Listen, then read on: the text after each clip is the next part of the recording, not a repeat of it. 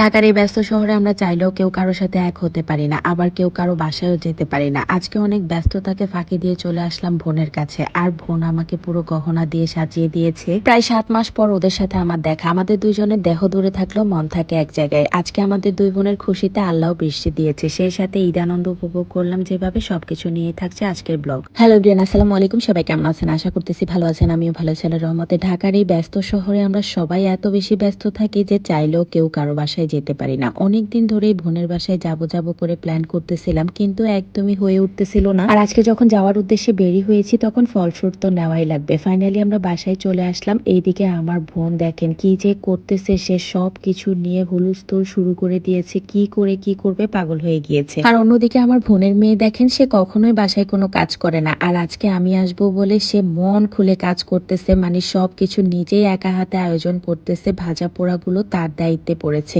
তাই আমি ভাবলাম ওদেরকে একটু হেল্প করি। আমি আবার কোথাও দাওয়াতে গেলে নিজে একা বসে থাকতে পারি না। আমার কাছে মনে হয় যাদের বাসায় এসেছি তারা আমার জন্য এত কষ্ট করতেছে, আর আমি মেহমানের মতো বসে দেখছি, এটা আমার কেন জানি বিবেকে একদমই কাজ করে না। তাই ওদের কাজে হেল্প করার জন্য আমি কিছু টুকিটাকি কাজ ওদেরকে করে দিলাম। অন্যদিকে আমি আর আপু একসাথে অনেক দিন পরে হয়েছি, তাই আমি আপুকে বলতেছিলাম যে কতদিন পর আমি তোমাকে দেখেছি। একটা সময় ছিল যখন আমরা কিছুদিন পর পরই দেখা করতাম আর অনেক আনন্দ করতাম, কিন্তু সেই সময়গুলো এখন হারিয়ে গিয়েছে। অনেক বেশি মিস করি সেই সময়গুলো। আজকে ফাইনালি আমরা অনেকদিন পর একসাথে হয়েছি। বোন তো কি হয়েছে, সম্পর্কটা আমাদের বন্ধুর মতো। অন্যদিকে আমরা এত কাজ করতেছি, শাওন সাহেব শুয়েই আছে। যাই হোক, ওর সাথেও কিছুক্ষণ গল্প করলাম। তারপরে আপু আমাকে আপুর ঈদ গিফটটা দেখাচ্ছিল। মানে ভাইয়া আপুকে এই ঝুমকাটা ঈদে বানিয়ে দিয়েছে। আমি বললাম অনেক সুন্দর হয়েছে, ভাইয়ার চয়েস আসলেই সুন্দর। তা না হলে কি আমার বোনের মতো মানুষ চয়েস করতো? মাশাল্লাহ। এগুলো বলে আমরা হাসাহাসি করতেছিলাম। তারপরে আপু ঝুমকাটা আমার কানে পরিয়ে দিল। আর এই রুলিটা হচ্ছে কিছুদিন আগে আপুর বার্থডে গিয়েছে, সেই বার্থডেতেই হচ্ছে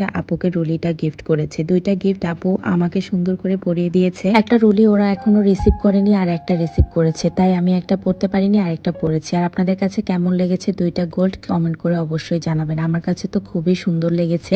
আর আমাদের আজকে তিনজনের সময় এত ভালো কাটতেছে। আমরা তো গল্প করতে করতে কখন যে ইফতারির টাইম হয়ে গেছে টেরই পেলাম না। তারপরে আমরা দৌড়ে চলে আসলাম ইফতারি করার জন্য। অন্য সময় ইফতারি টেবিলে 5-10 মিনিট আগেই বসা হয়। আজকে আমরা আজান দিয়ে ফেলেছি, তারপরে সবাই দৌড়ে টেবিলে চলে এসেছি। তাড়াহুড়ো করে কে কি খাবো কে কি করব সেটা ভাবতে ভাবতেই ভাবলাম আমরা মাখিয়েই খেয়ে ফেলি খালাবঞ্জি দুইজন।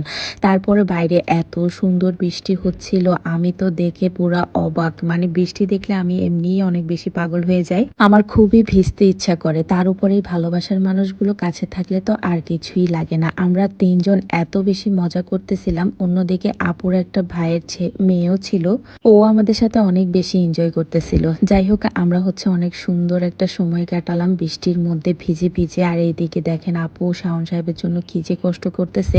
শাওন সাহেব বলতেছে এটা খাবে না ওটা খাবে, ওটা খাবে না এটা খাবে। সেই বাসায় আসলে আপুকে অনেক বেশি প্যারা দেয়। আর আপুও কেন জানি অনেক বেশি ভালো মানুষ, শাওন সাহেবের পছন্দকে অনেক বেশি প্রায়োরিটি দেয়। আর এদিকে আমি শাওন সাহেবকে আমাকে লোকমা দেওয়াটা শিখাচ্ছিলাম। আমি বললাম সারা জীবন কি আমি তোমাকে খাওয়াই দিব, তুমি আমাকে খাওয়াবা না, এটা কোনো কথা?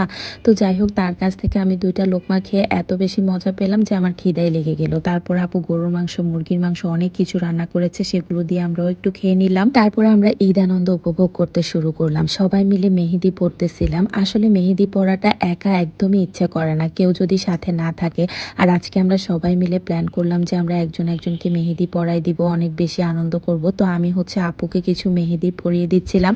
যদিও এখন আমি আগের মতো হচ্ছে মেহেদি পরাতে পারি না, একদমই সুন্দর হয়নি। আপনারা কমেন্ট করে জানাবেন কেমন হয়েছে।